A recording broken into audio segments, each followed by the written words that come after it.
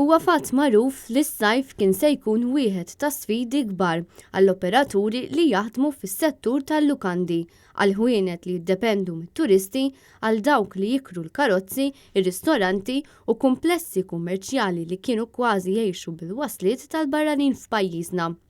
U issa qed tfeċċi realtà li anke bl-ajruport miftuħ xorta għad hemm problemi sinifikanti, l-aktar minħabba n-numru ta' individwi li qed jikkanċellaw il-btala tagħhom f'Malta.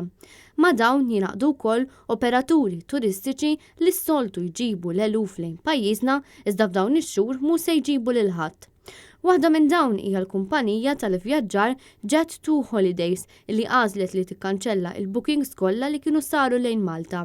Dan għaliex in-numru ma kinux vijabbli.